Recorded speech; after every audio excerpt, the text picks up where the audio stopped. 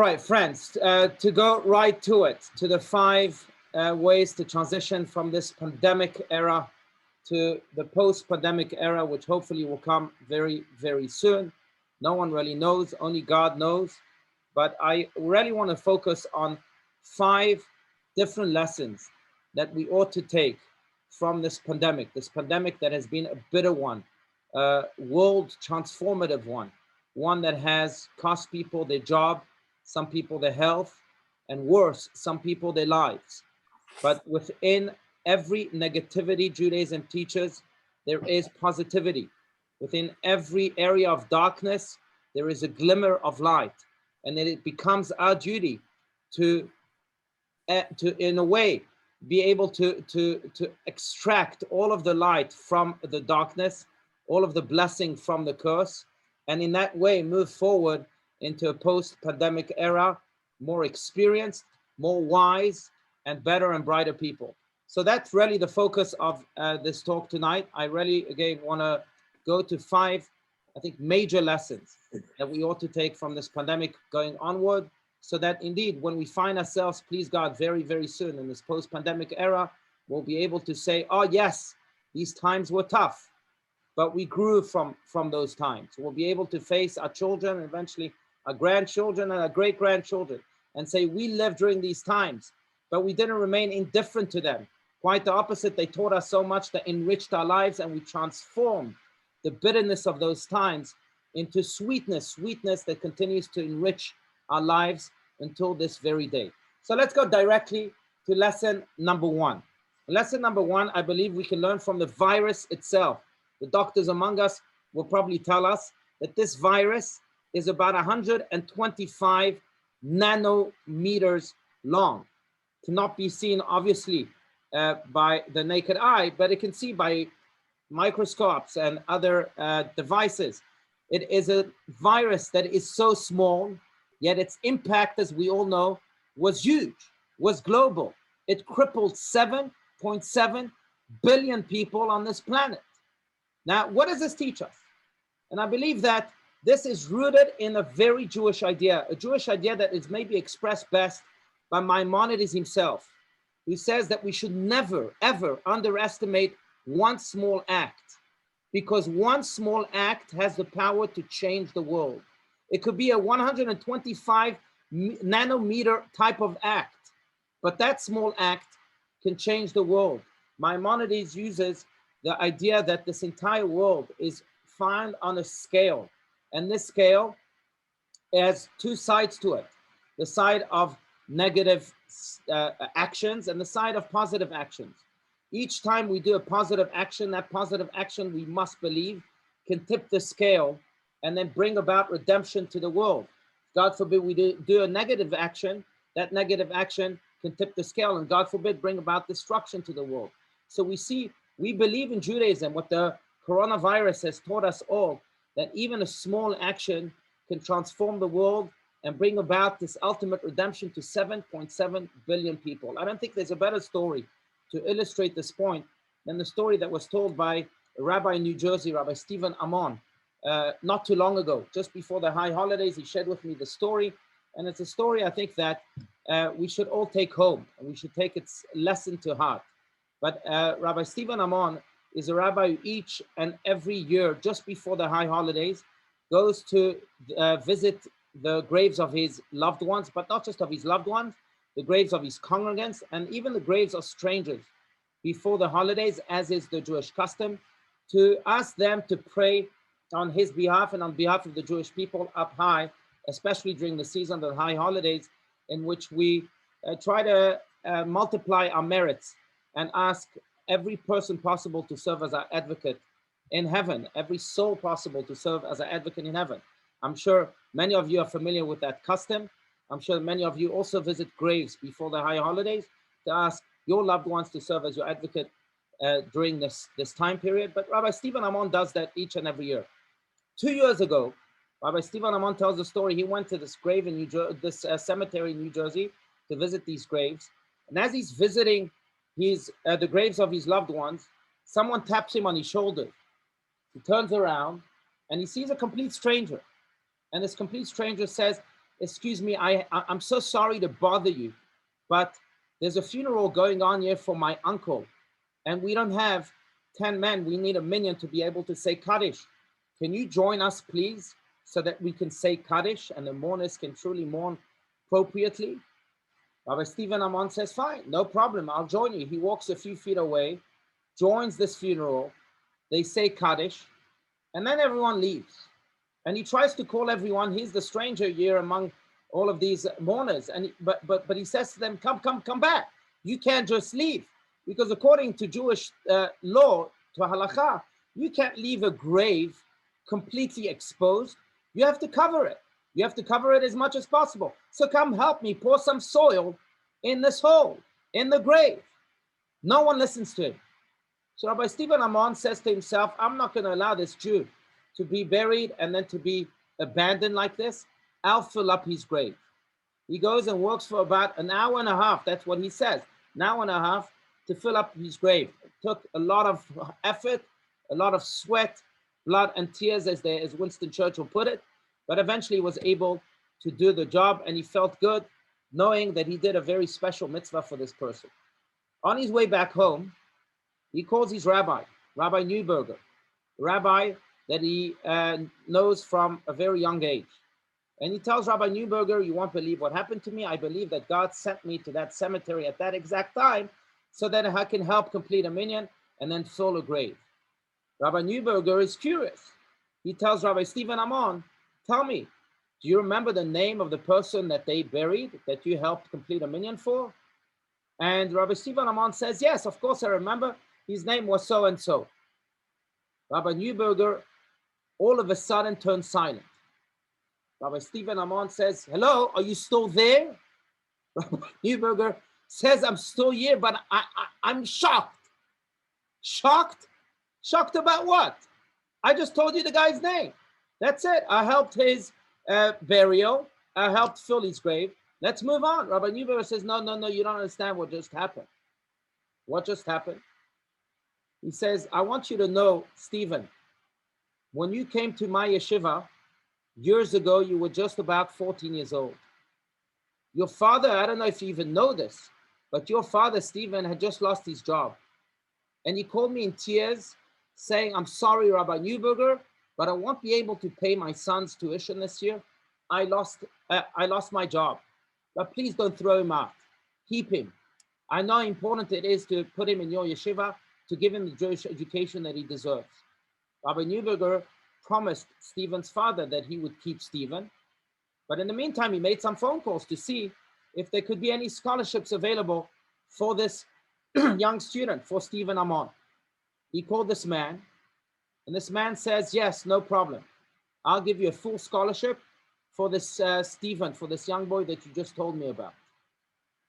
Now, Rabbi Neuberger says, you probably don't even know the story, Stephen. You probably don't even know that someone paid for your tuition, not just for that year, but for the 4 years you were in a high school. But this man who paid for your tuition is the man that you helped bury just now. And he probably made sure in heaven that he would get a proper burial by the person that he helped, because we know that no good deed does not come back to you. You know, we call it karma these days, but that's the power of a small deed.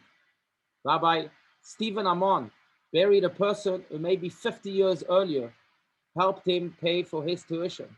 And yet we find that, again, the good deeds that we do continue to create their own wonders, to in a way reverberate in the world until they make the full circle of the world, bring goodness everywhere, and come back to us, to the performers of those good deeds. That's what the coronavirus truly teaches. I mean, it's still astounding to me. One sneeze in Wuhan, China, can create a revolution on the other side of the world, even here in Scottsdale, Arizona. But that's the power of a small deed.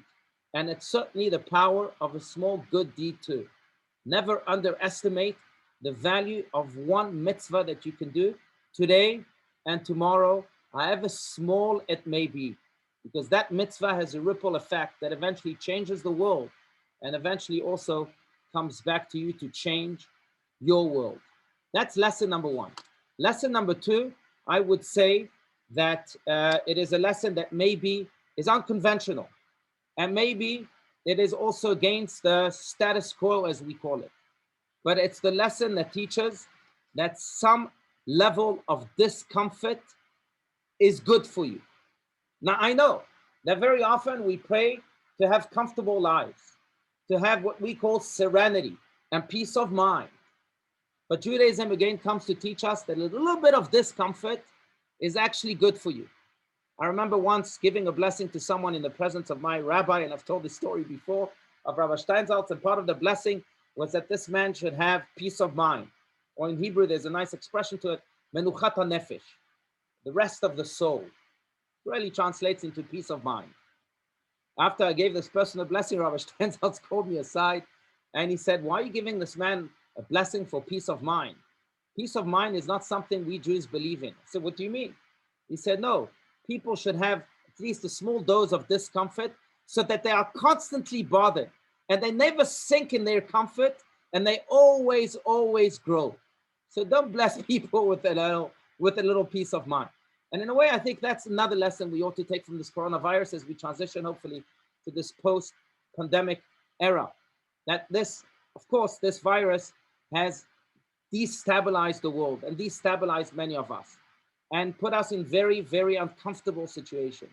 It has created this state of uncertainty that has lasted now for over a year. But Judaism will come and tell you that there's a blessing in that uncertainty because it shakes you, and in a way, that shaking helps you realign yourself, realign yourself with your values, realign yourself with your loved ones, and realign yourself with life itself. How many of us now, after this pandemic hit us, can say that we reconnected to people that we maybe had never connected truly to before?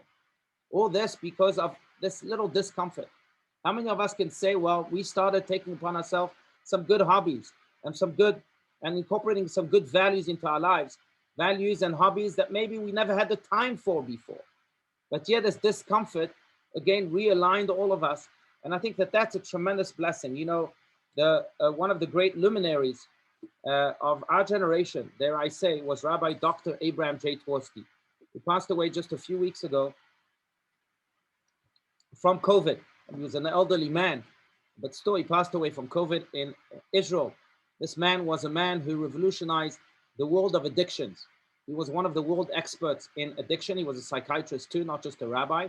In fact, he had a rehab center in Pittsburgh, Pennsylvania, that drew stars from the Hollywood world, from the sports world, from every world you can think of, who fell into all sorts of addictions. And Rabbi Twersky helped them and helped countless people tremendously rebuild their lives.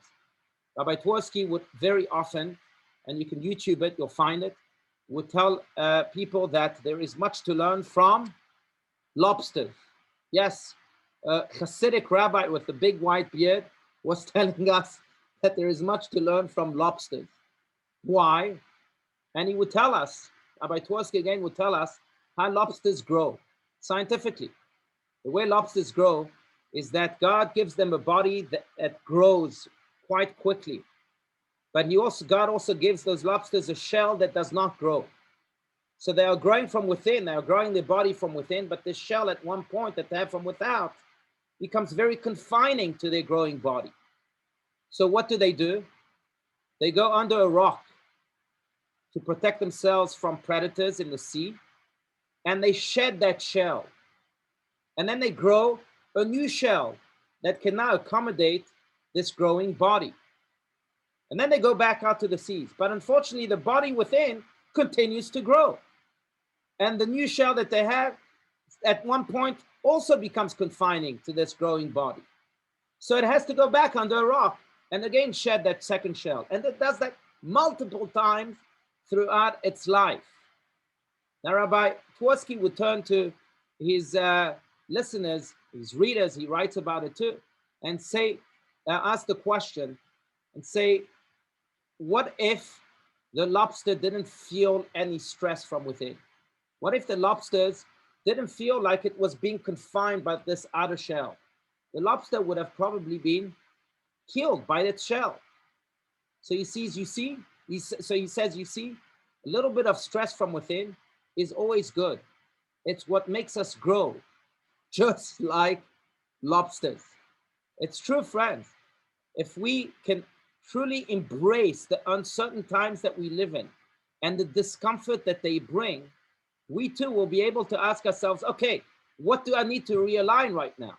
As I'm sure many of us have asked ourselves. And we'll be able in a way to transform this pandemic into a springboard of growth and of all good things to come from that growth. You know that today is a special day because it is the birthday of the late Lubavitcher Rebbe, Rabbi Schneerson of blessed memory, maybe one of the greatest rabbis of Jewish history, a man who revolutionized the Jewish world by taking a post-Holocaust generation that was devastated and turned it into a force to be reckoned with. He sent his emissaries everywhere to spread Judaism and to simply give love to everyone and anyone. But the Lubavitcher Rebbe would have turned 119 years old today. And the story is told of how he once sent an emissary, not to America or to any, maybe comfortable place, but to Siberia. And this emissary was to become the shochet. Shochet is a slaughterer of kosher meat, to provide kosher meat for the entire Jewish community of Siberia. He was to be the only shochet that could slaughter meat in a kosher way, so that, again, all Jews in Siberia could have kosher meat thanks to him. Now, this shochet, this slaughter of meat, didn't want to take this responsibility upon himself. He felt that it was too heavy. I mean, if he makes one mistake, then the entire Jewish community of Siberia will then eat not kosher because of him, and he doesn't want that responsibility on his shoulders. So he went back to the Rebbe and he said, Rebbe, I can't go. The burden is too heavy on my shoulders. I can't take this responsibility upon myself. And the Rebbe responded to him, and you want me to send someone that does not feel the burden of that responsibility on his shoulders? It's because you feel it that I'm sending you to Siberia. Because by feeling it, it will keep you in check. It will make sure that you do your job in the correct way each and every time, because you feel that sense of responsibility. And in a way, that's what discomfort does to us. It constantly asks us the big questions of life. Am I in a place where I'm supposed to be? Are there things that I still need to achieve? Am I walking or even running in the right direction of life? That's what discomfort does. And therefore, a little bit of discomfort is good, Judaism believes. Restlessness can be very good. And it can enable us again to grow and grow and grow and be those lobsters that have bodies that never stop growing, or be those lobsters that have souls that really never stop growing. So that's another lesson I think we ought to take from this pandemic. Lesson number 3, I think, goes to the very power of unity. It's amazing to me, but thank God now the vaccine has been quite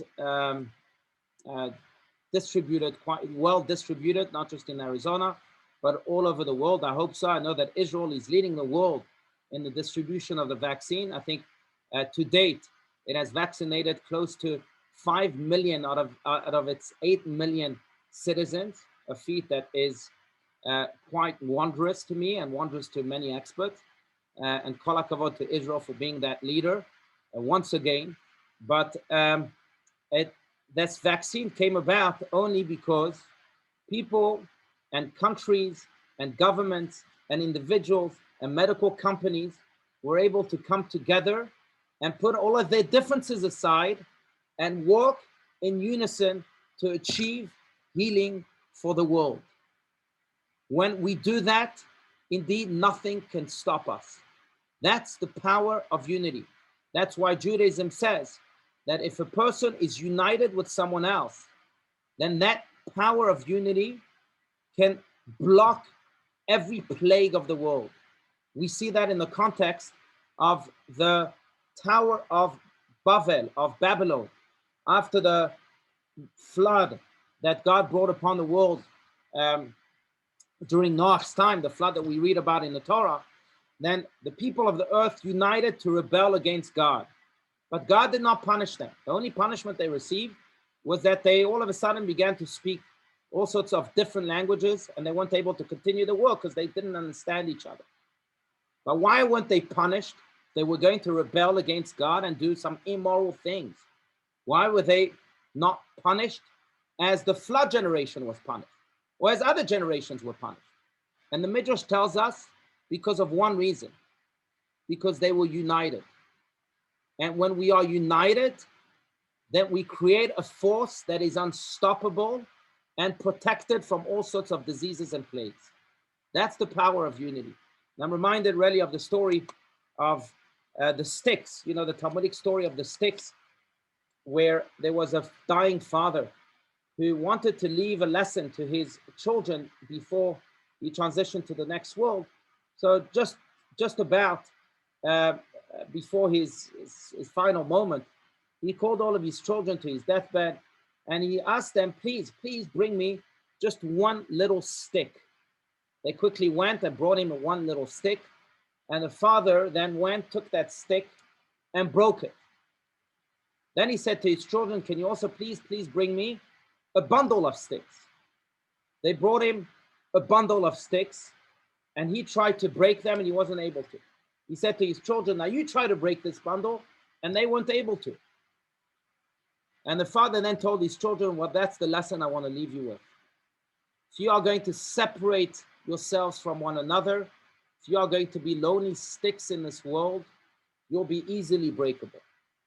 But if you be able to unite with one another, then nothing in the world will be able to break you, just like that bundle of sticks. Now, I'm reminded also of Rabbi Lau, the chief rabbi of Israel of a few years ago, Rabbi Yisrael Meir Lau, Rabbi Lau Sr.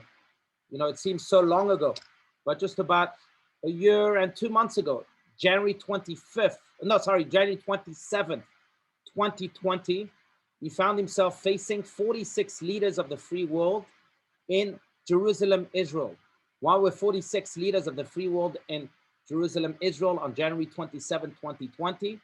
Because we were celebrating the 75th year of the liberation of Auschwitz. And the leaders of the world came to Yad Vashem to celebrate this liberation. Rabbi Lau faced them, and in his talk, I don't know if you remember this and if you saw this, but in his talk, he asked a simple question to all of those leaders. And he said to them, can I ask you a question? I'm sure you're all familiar with the story of the flood and Noah's Ark.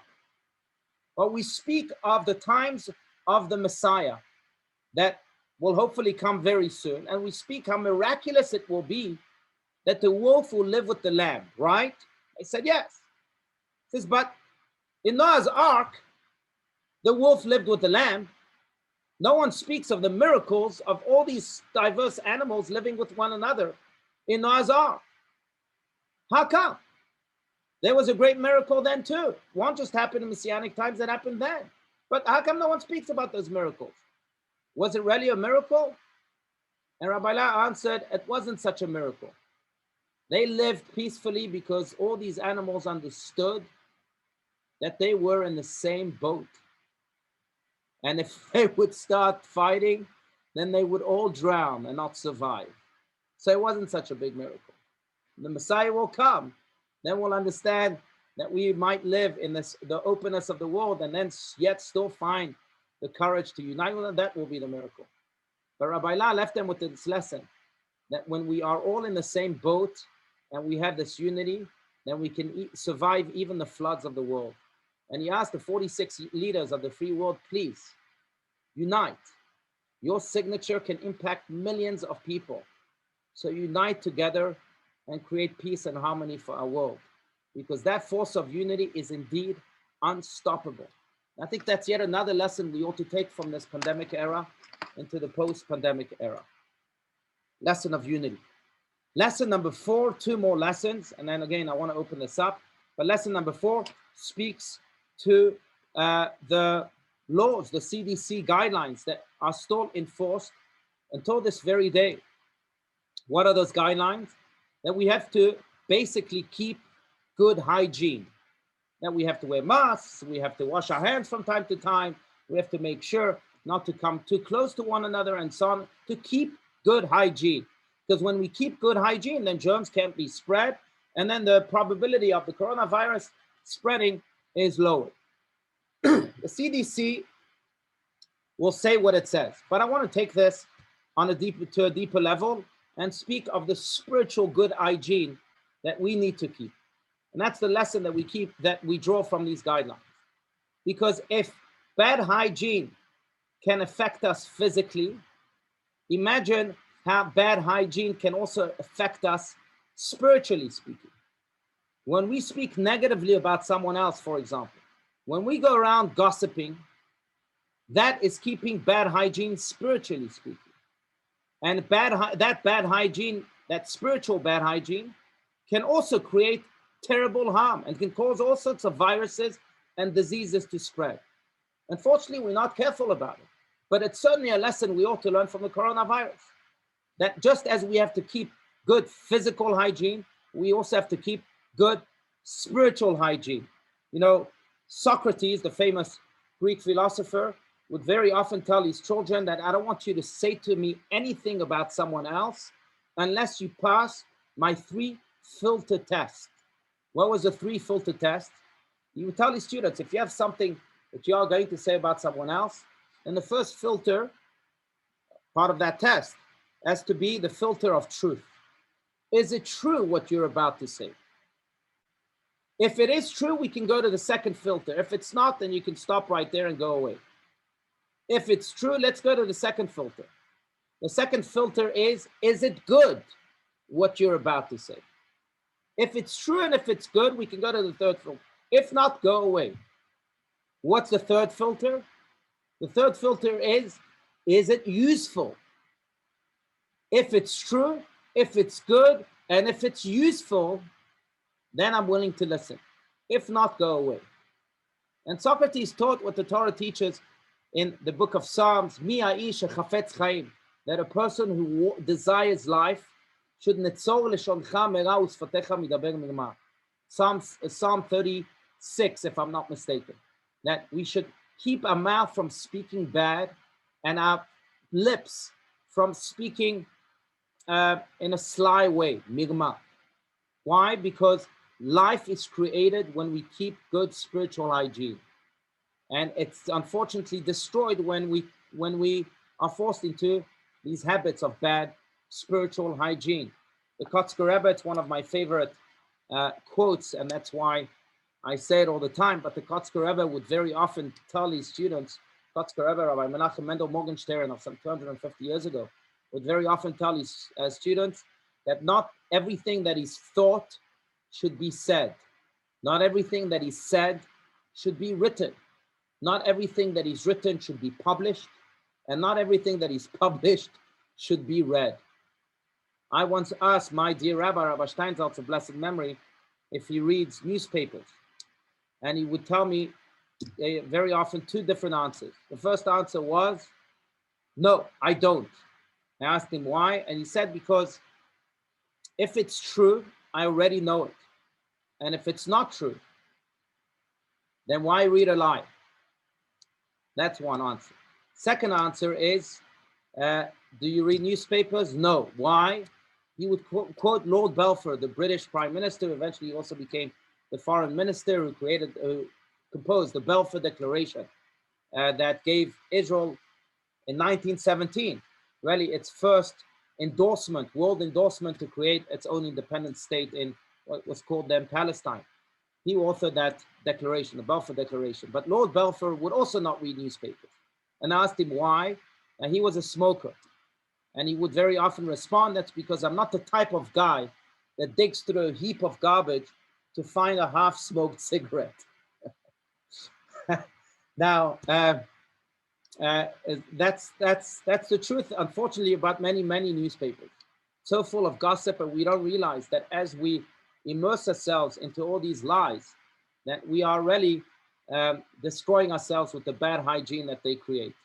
And if it's true for newspapers, it's true for any other source of negative hygiene.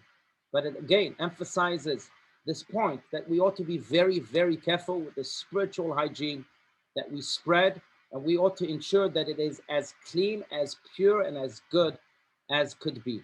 That's lesson number 4.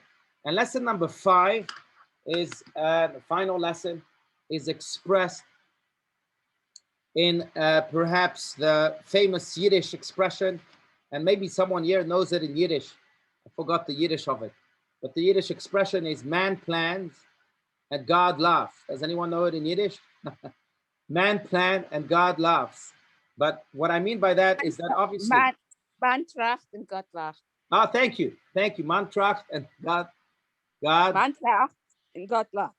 And God laughs. Thank you so much. Thank you. It sounds almost like English. Good. All right, Inka.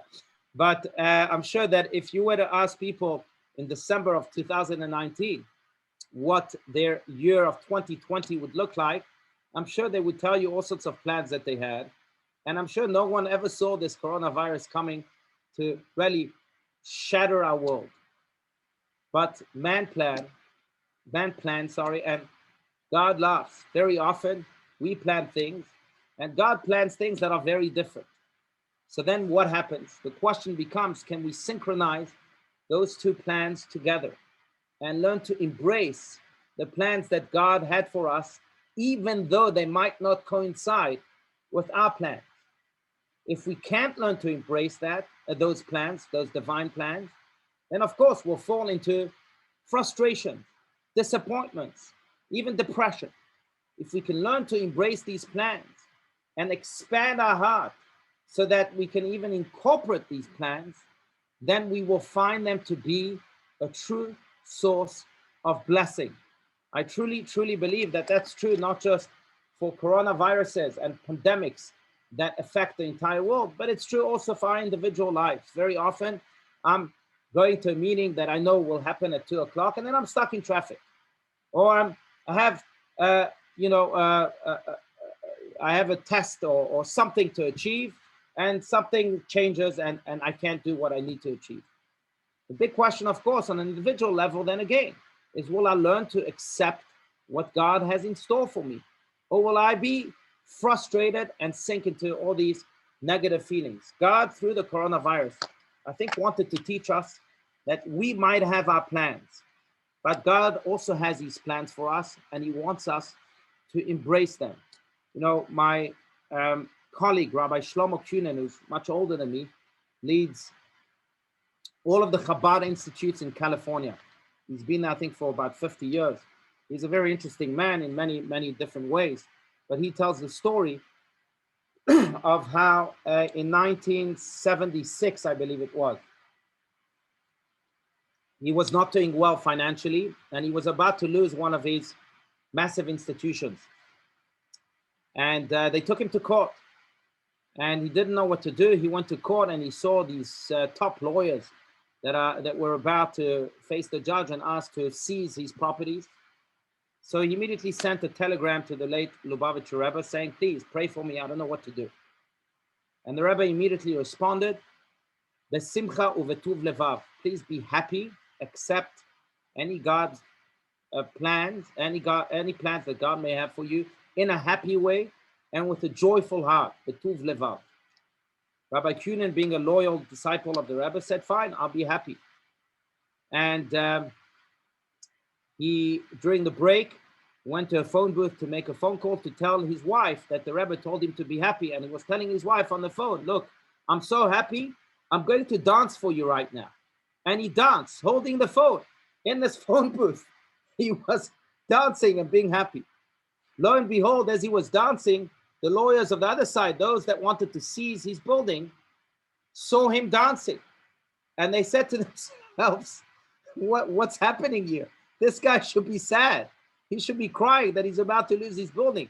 He must know something that we don't know.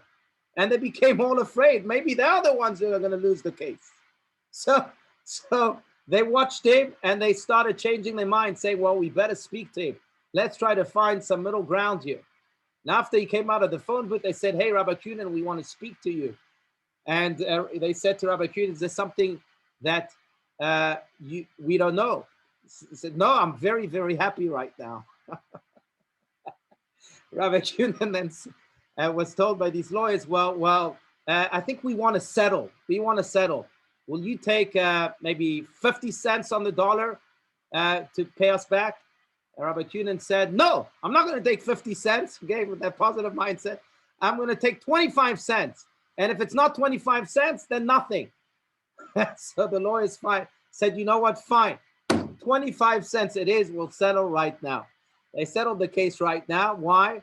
All this because there was a man who understood that sometimes your plans don't go as you want them to go.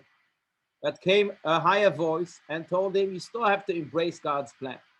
And something will happen from you embracing those plans. He embraced those plans, made himself dance in that phone booth, and his destiny was changed. And in a way, that embracing of God's plans is really what gave him that ultimate settlement that he was looking for in the first place. I really believe that, again, it's one of the great lessons of life, because I don't believe that any one of us has a day in which all of our plans are met fully. I don't believe that that's the case with any individual. You're not unique if you think that you're the only one that his plans are not met accordingly each and every day. I think every individual maybe has 90% of his plans come through, 80% of his plans come through, but not 100% of his plans come through every day. The question is, what do we do with the percentage that we did not plan? And here again, we ought to understand that it's God laughing, and he wants us to embrace his laughter and laugh us too. And if we are able to laugh, then our destiny also can be changed. I want to conclude just with a story of a dear friend, speaking of this pandemic, who learned in the hard way, unfortunately, to embrace God's plans. And exactly a year ago, he faced a complete loneliness. Passover was coming, as it is coming now, as we all know. On Saturday evening is the first night of Passover, and he was stuck with no ability to fly back home. He was in France, in Paris, France, wasn't able to fly back home to New York, where his family was, and he was going to have to do the Seder all by himself. And he reached out to the Jewish community, and he asked for some help. And they helped him, sent him matzah, and eventually he kept in touch with the community. He reached out, and he formed a very good relationship with them. 2 months later, through this community, he meets his bashert. And today, he's married to this bashert. And he says to me, and he says to so many people, look, if this hadn't happened, if the coronavirus wouldn't have me stuck in France, I would have never met my bashert. I would have never met my wife. Now, because of this coronavirus, I'm married to the love of my life. Friends, I say the same thing. Sometimes we feel like we are stuck and our plans didn't go as they were supposed to go. But sometimes we ought to remember that there is a God that is laughing behind those plans that didn't go as well as we hoped they would go. And there's a God planning things that we might not see God's laughter immediately, but we have to believe that it exists. And that one day, whether 2 months later, 6 months later, sometimes 6 years later, we'll be able to look back and say, we had a plan. But thank God, God had a different plan, because his laughter made us laugh and continues to make us laugh too.